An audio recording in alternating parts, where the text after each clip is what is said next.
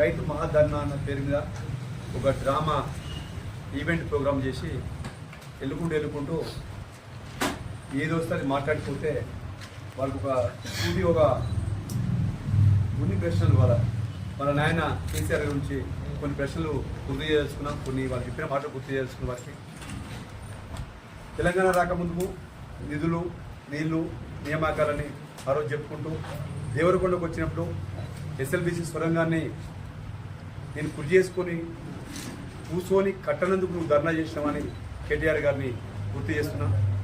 అలాగే 2008లో BLM project doctor YS Rajasekhar గారు కోమటిరెడ్డి గారు ప్రారంభిస్తే 2014 వరకు 90% పూర్తయిన వెలియాల ప్రాజెక్టును 10 సంవత్సరాలు డబ్బులు ఇవ్వకుండా కోమటిరెడ్డి వెంకట గారికి పేరు వస్తాయని ఆ ప్రాజెక్ట్ పక్క పడేసేందుకు మీరు ధర్నా చేసిన రైతుల కోసం.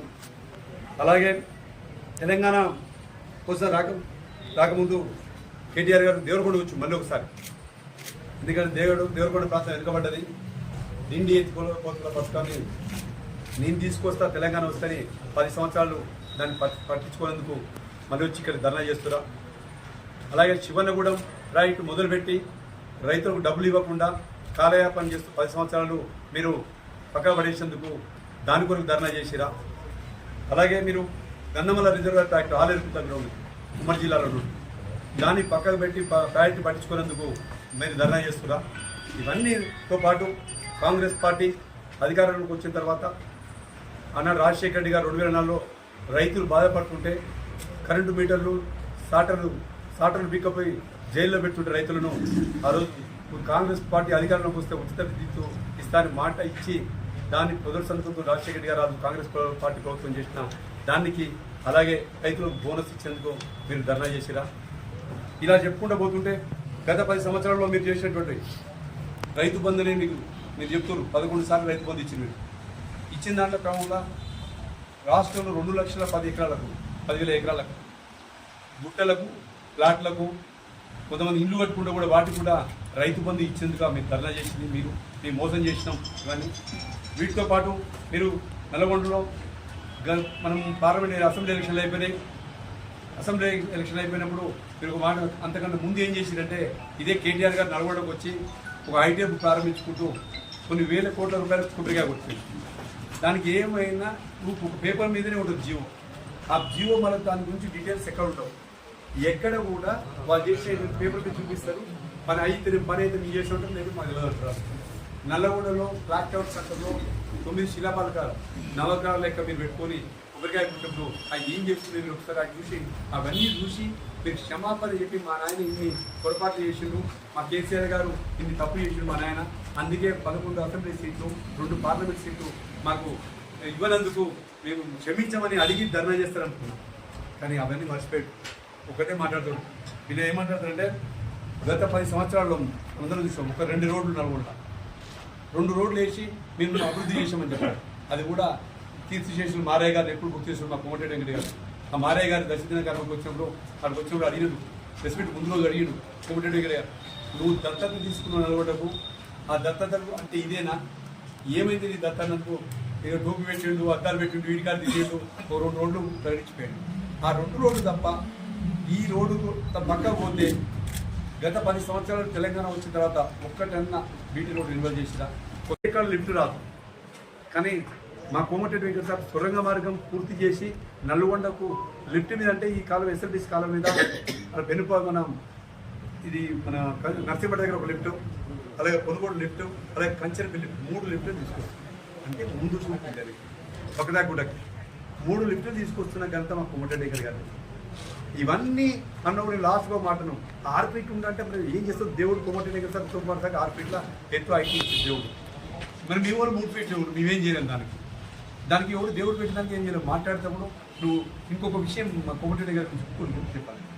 2003లో నువ్వు అప్పుడు ఎక్కడ ఒకటి అమెరికాలో డేటా ఎంట్రీ ఆపరేటర్గా పనిచేస్తున్నావు. అక్కడ చేస్తున్నప్పుడు మా నాయకుడు కోమటిరెడ్డి వెంకట గారు కరువు జిల్లాగా నల్లగొండ ఉంటే తాగానీకి సాగునీకి లేదని ఆ రోజు నల్లగొండ క్లాక్టర్ సొంత నువ్వు ఏదైతే రమ్మంటున్నావో సవాలు ఇస్తున్నావో అక్కడ మన నాయకుడు డిసిజన్ నువ్వు డేటా ఎంట్రీ ఆపరేటర్ ఉన్నావు అమెరికాలో, అది నీకు తెలియదు.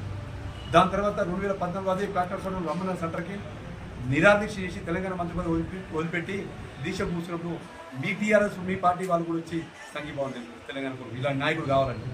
అవన్నీ మర్చిపోతున్నాం కేటీఆర్ గారు. ఇక్కడ మీ జోకర్లు మీ ఓటీపీలు వాళ్ళందరూ ఏం చెప్తున్నారంటే మీకు చెప్పిన మాట చెప్పి ఏదో కూర్చొని చెప్తున్నాం. వస్తుంటే ఒక ఆటో అని ఆడినాడు. ఆటో అయితే ఇలాంటి ప్రభుత్వం లేదు మీరే బాగుందంట. అరే నువ్వు వేస్ట్గా నువ్వు ఎందుకు వస్తున్నావు అని చెప్పిండని మా వాళ్ళు చెప్తున్నాడా.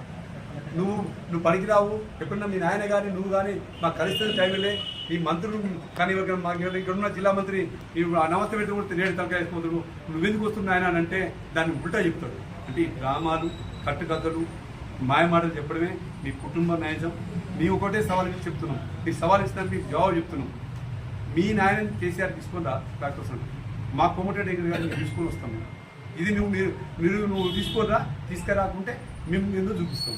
క్లాక్ టవర్ సెంటర్ అంటే కోమటిరెడ్డి వెంకటే అడ్డ 2 సార్లు ప్రాణాలకు తెగించి నిరాదీక్ష చేసిన అడ్డ. నువ్వు వాడికి వచ్చి కూతురు మాట్లాడి కొద్ది నేను ఐటీ చదువుకున్నా, నేను ఇంగ్లీష్ చదువుకున్నా, మాకు ఇంగ్లీష్ తెలుగు రాదు నిలబడలేదు. ఒక్కటే తెలుసు, ఒకటి ఉద్యమం నిలబడండి. మీ మాట కట్టుబడి ఉంటాం. మీకు మాట ఇచ్చినాం, మీ మాట కడుగు తెలంగాణ ఉద్యమం మీకు సపోర్ట్ చేసి నిలబడిపోయారు. మీరు వేస్ట్ అని మళ్ళీ 11 సీట్లు కాంగ్రెస్ పార్టీకి ఇచ్చారు, 2 ఎంపీ సీట్లు ఇచ్చారు. ఇది మా మాట. మాది చదువుకోకున్నా కానీ ఇంగ్లీష్ జ్ఞానం ఉంటుంది, మాకు మాట్లాడే విధానం ఉంటుంది. మీ ఊళ్ళు మాట్లాడతారు, భాష చూసుకో ఒకసారి, అవి యూట్యూబ్లో చూసుకో ఒకసారి. నాకు మానవకులో కమిషన్ పోతా అంటాను, నాకు చేయలేదు కాబట్టి అంటాడు. మానవులకు చేయలేని ముక్తారా, ఎవరన్నా కొడుతుంది పోతారా, మర్డర్ చేస్తా అంటారా, ఎవరన్నా నేను జంప్తా పాండ్రు మన సంగతి చూస్తా అంటారు. ఎవరన్నా కూర్చోవాలి, అయ్యా నాకు బాగాలేదు, నా పరిస్థితి, నాది పరిస్థితి ఉంది, నాకు దూరం ఉంది. ఆ ఫ్లెక్సీలు పెట్టి ఓడో చెప్తే మా మీద చేస్తారు. రాత్రి ఫ్లెక్సీలో ఇంకో జోగు చెప్పాలి మీకు. నిన్న నేను సాయంత్రం డాక్టర్స్ అంటారా ఫ్లెక్సీలో అని చెప్పుకుంటారు. మళ్ళీ మేము తీసేస్తారని డౌట్ వచ్చి వాళ్ళు తీసుకుంటారు. వాళ్ళు ఏమంటారు మమ్మల్ని అంటారు అనుకోండి ఫ్లెక్సీలు పెట్టి. నేను అడిగితే అన్న ఈ మా రింగ్లో ఎత్తుకుపోతున్నారు, నిన్న కేటీఆర్ వస్తేనే 10 తులాలు బంగారం పెట్టి మా రింగ్లో కూడా ఎత్తుకుపోతున్నారు, కేసీఆర్ తోటి తెలంగాణ కేసీఆర్ వాళ్ళు మనుషులు అట్టుకోరు, రింగ్లు కూడా ఎత్తుకుపోతున్నారు, ఊడబిక్కపోతున్నారు అని చెప్పారు. వాళ్ళ రింగ్లు కూడా ఎందుకంటే వాళ్ళ ఫ్లెక్సీలు అడవులకి ఉంటే కూడా మా మీద చేసే రకం వాళ్ళు. వీళ్ళన్నీ అబద్ధాలు చెప్తారు. కేటీఆర్ గారు మీ నాయన తీసుకుంటారా, నేను రెడీగా ఉన్నాం, మా కోటిరెడ్డి గారు తీసుకొస్తాను రెడీగా ఉన్నాం, ఇంకోసారి మాట్లాడకు. నువ్వు ఎక్కడ అన్ని మర్చిపోతావు, నలుగురికి వస్తావు. పార్లమెంట్ ఎలక్షన్ లాగా నలుగురికి వచ్చినావు, మళ్ళీ ఆ నలుగురికి వచ్చినావు. నిన్న కూడా మేము పూర్తి చేసి పూజ వెళ్దాం అనుకున్నాం పక్కన మీ నాయనది. కానీ మాకు మీకు హైకోర్టు 2 గంటలు పర్మిషన్ డ్రామా చేసుకుంటే పర్మిషన్ ఇచ్చింది. మా పోలీసు వాళ్ళు మాకు రిక్వెస్ట్ చేసింది, అన్న వాళ్ళు వచ్చిపోతారు కానీ మీరు రాకరి, మీరు ఏమనుకోకరి, మీరు మా మాట ఇంటారు కాబట్టి చెప్తున్నాం. గత 10 ఏళ్ళు మాకు సహకరించారు, ఈ రోజు మేము సహకరించామని చెప్తే ఆ కుర్చీ కొడుతూ మా యూత్ కాంగ్రెస్ మా ఎన్ఎస్ అని చెప్పారు. అన్న ఒక కుర్చీ తీసుకుపోయి క్లాక్ టవర్ సెంటర్లో పెడదాం, దాని మీద కూర్చొని మాట్లాడతారు కేటీఆర్ గారు. కానీ అవన్నీ మీకు చేసేది కాదు. మా నాయకుడు మాకు ఒకటే నేర్పిండు, భాష నేర్పిండు, మాట్లాడే విధానం నేర్పిండు. ఎటువంటి నేను మాట్లాడుతూ కేటీఆర్ మాట్లాడుతూ అన్ని ఫాల్తు మాటలు చెప్పినాడు, రఘుబాజీ మాటలు చెప్పినాడు. ఎందుకంటే ఆయన వచ్చింది మేనేజ్మెంట్ కోట కదా, పదే మా ముఖ్యమంత్రి గుర్తు చేస్తారు మేనేజ్మెంట్ కోట అని. కేసీఆర్ రాజకీయాలకు వచ్చినంటే సరే అది ఒక వేరు, కానీ ఈయన మాత్రం మేనేజ్మెంట్ కోటాలు వచ్చినాడు. కాబట్టి ఈయన కోమటిరెడ్డి వెంకటరెడ్డి కానీ తర్వాత ఉత్తమ్ కుమార్ రెడ్డి కానీ విమర్శించే స్థాయి లేదు. అంటే వాళ్ళ కాలు కోటు కూడా సరిపోలేదు కేటీఆర్ అని అనుకుంటున్నాను. గత 10 ఏళ్లలో టీఆర్ఎస్ ప్రభుత్వం అధికారంలో ఉన్నప్పుడు ఏం చేసిందే, నిధులు నియామకాలని చెప్పి మా మోహన్ రెడ్డి గారు చెప్పినట్టు నిధులు పోయి నియామకాలన్నీ పోయినాయి. ఎక్కడ పోయినాయి? అన్ని వాళ్ళ కుటుంబంలో పోయినాయి, వాళ్ళ ఇంట్లోకి పోయినాయి. ఉద్యోగాలు వాళ్ళ ఇంట్లోకే పోయినాయి, నిధులు వాళ్ళ ఇంట్లోకే పోయినాయి, నియామకాలు వాళ్ళ ఇంట్లోకే పోయినాయి. తర్వాత ఇండ్లు కట్టిస్తా అని చెప్పేసి 10 సంవత్సరాలలో ఒక ఇల్లు కట్టని ముఖ్యమంత్రి ఎవరా అంటే ఆయననే, కేసీఆర్ గారు. మేము వచ్చిన సంవత్సరం లోపలనే పని చేస్తూ ఉంటే ఈర్ష్య కుళ్ళు వచ్చేసి ఇలా నిన్న గన్నా వచ్చి ఇష్టం వచ్చినట్టు మాట్లాడుతూ ఉన్నాయి. మన గ్రామ సభలు పెట్టి మీ అందరికీ తెలుసు, మీరే సాక్ష్యం దానికి. ఏదైతే నాడు మేము అధికారం రాకమునుపు 6 గ్యారెంటీలు చెప్పినాం, 6 గ్యారెంటీలు అమలు చేసినాం, మీ అందరికీ తెలుసు. ఇలా ఫ్రీ కరెంట్ అనేది ఎవరు చేయాలో పేటెంట్ కాంగ్రెస్ పార్టీ, అది కాంగ్రెస్ పార్టీ ప్రవేశపెట్టింది. దివంగత నేత రాజశేఖర రెడ్డి గారు ప్రవేశపెట్టింది కాంగ్రెస్ పార్టీ. ఏది ఉచిత కరెంట్. 90 కిలో బియ్యం ఎవరిచ్చిన కాంగ్రెస్ పార్టీ. ఆ తర్వాత ఇప్పుడు సంవత్సరంలో 6 గ్యారెంటీలు అమలు చేస్తామని చెప్పి అమలు చేసింది. ఈ రుణమాఫీ అని చెప్తా ఉన్నాడు. 2,46,000 మందికి ఈ జిల్లాలో రుణమాఫీ వచ్చింది. 2,004 కోట్ల రూపాయలు వచ్చింది. లెక్కలు తీసుకో కేటీఆర్, నీకు రాకపోతే లెక్కలు తీసుకొని చెప్పు అందరికీ. ఏదో నాకు ఇంగ్లీష్ వస్తుంది, ఇందాక మా మోహన్ చెప్పింది కదా, పూరి శ్రీనివాసరెడ్డి గారు చెప్పినట్టు ఏదో డేటా ఎంట్రీ ఆపరేటర్ ఉద్యోగం చేసి అదే ఉంటుంది. మరి గనగనగా మాట్లాడితే ఏముంటుంది? 2,004 కోట్ల రూపాయలు రుణమాఫీ చేసినాము. 2,46,000 మందికి ఇలా రుణమాఫీ వచ్చింది మన నల్గొండ జిల్లాలో. ఓన్లీ నల్గొండ జిల్లాలో, ఉమ్మడి జిల్లాలో ఉంది చెప్పట్లేదు. తర్వాత ఇప్పుడు మన గ్రామ సభలో ఇందిరమ్మ ఇండ్లు, ఇందిరమ్మ ఆత్మీయ భరోసా, ఎవరైతే నిరుపేదలు ఉంటారో ఉపాధి హామీలో 2023-24 సంవత్సరంలో ఎవరైతే 20 రోజులు పనిచేస్తారో భూమి లేని పేదలకు 6 చొప్పున 12,000 రూపాయలు సంవత్సరానికి ఇస్తామని చెప్పినాం. నిన్న 4 మన పైలట్ ప్రాజెక్టు కింద తీసుకున్న ఊళ్ళో అందరికీ అకౌంట్లో డబ్బులు పడ్డాయి. కావాలంటే మీరు వాకప్ చేసుకోవచ్చు. బీఆర్ఎస్ రైతు ధర్నాన్ని రైతుల గురించి మాట్లాడకుండా రైతులకు వాళ్ళు చేసేది ఏమీ లేదు. ఇంకా నల్లగొండ జిల్లా, ఉమ్మడి నల్లగొండ జిల్లా ఒక కొత్తగా ప్రాజెక్ట్ తెచ్చింది ఏం లేదు, వాళ్ళు చేసింది ఏం లేదు. ఎస్ఎల్బిసి అయినా నెట్వర్క్ అయినా 2016లో హరీశ్రావు గారు ఓపెన్ చేసి ఎవరి పీరియడ్లో పని అయింది. నెల్లాంలో ప్రాజెక్టు వాళ్ళు 90 కోట్లు ఇవ్వలేక 10 ఏళ్ళు చేసింది ఎస్ఎల్బిసి అంతే. ఒక్క కొత్తగా సబ్సిడీ తెచ్చింది లేదు. నిన్న గౌరవ కేటీఆర్ గారు నిన్న వస్తప్పుడు వచ్చిన హైత్నగర్ టు గౌరెల్లి రోడ్ ఎవరు శాంక్షన్ చేయించారు 8 లేన్. అది గౌరవ కోమటిరెడ్డి రెడ్డి గారు ఎంపీగా ఉండి ఏదైతే గౌరెల్లి టు భద్రాచలం, హైత్నగర్ టు ఆందోళన మైసమ్మ ఇలాంటి 3,900 కోట్ల ఆర్ఎన్బి రోడ్డుని నేషనల్ హైవే తీసుకొచ్చి మీరు ఏం తీసుకొచ్చిందయ్యా? మీ ఎంపీలు మీరు టెక్స్టైల్ చేనేత కార్మికులు ఎన్నో క్లస్టర్స్ ఇప్పించాడు. మీలాగా ఉత్తగా కూర్చొని సొల్లు ముచ్చట్లు మైక్లలో చెప్పడం కాదు. ఏదో భాష వచ్చండి. ఐటీ పార్క్ గురించి పెద్ద గొప్ప చెప్తున్నారు. ప్రపంచంలో ఇప్పుడు ఐటీ ఎక్కడికో పోయింది. ప్రపంచీకరణ భాగంగా ఇప్పుడు ఐటీ ఏఏని వచ్చింది. నువ్వు పెట్టిన IT park, Nalgonda IT park, Khammam, Warangal పోయేద్దాం, సూర్యాపేట పోదాం, ఏం నడుస్తుంది అంటే చూద్దాం. నల్గొండ గురించి మాట్లాడుతున్నావుగా. ఐటీ అంటే ఏంటిది నీకు తెలుసు. నువ్వు ఐటీలో మేధావని చెప్పుకుంటావుగా. ఐటీ పార్క్ ఎక్కడ పెట్టాలి? ఫీజిబిలిటీ ఉందా రూరల్లో? నీ ప్రభుత్వం 10 ఏళ్ల ప్రభుత్వంలో ఎన్ని ఇంజనీరింగ్ కాలేజ్ మూతపడ్డాయి? ఎన్ని ఇంజనీరింగ్ కాలేజ్ నల్లగొండ పట్టణం 4 ఇంజనీరింగ్ కాలేజ్ మూతపడ్డాయి.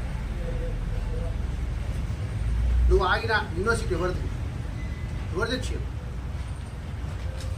దాంట్లో 35 మంది కానీ అధ్యాపకులు తప్పించి ఎవరైనా కొత్తగా 10 ఏళ్ల సార్ రిక్రూట్మెంట్ ఏమైనా చేయగలిగినావా? అన్ని యూనివర్సిటీలని ఏదైతే నీకు ఉద్యమాల్లో సహకరించిన ప్రజా సంఘాలు కానీ, విద్యార్థి యూనివర్సిటీలు కానీ, జర్నలిస్టులను కానీ కార్యక్రమం పెట్టి అందులో కేటీఆర్ గారు రోజుకు వచ్చినట్టు మాట్లాడడం జరిగింది. నల్గొండ అభివృద్ధిని చేసింది బీఆర్ఎస్ పార్టీ. బీఆర్ఎస్ పార్టీ లేకపోతే నల్గొండ లేదు అనే విధంగా వారు మాట్లాడడం నిజంగా హాస్యాస్పదం. ఎందుకంటే నల్గొండ జిల్లాకు ఈరోజు నీళ్ళు వస్తున్నాయంటే ఎస్ఎల్బిసి ద్వారా కానివ్వండి, అదేవిధంగా శ్రీశైలం డ్యామ్ కానివ్వండి, అదేవిధంగా నాగార్జున సాగర్ డ్యామ్ కానీ అసలు నిర్మించిందే కాంగ్రెస్ ప్రభుత్వం హయాం. ఆ విషయం మీకు అసలు సోయిలో ఉందా అని చెప్పేసి ఈ సందర్భంగా మిమ్మల్ని క్వశ్చన్ చేస్తాను.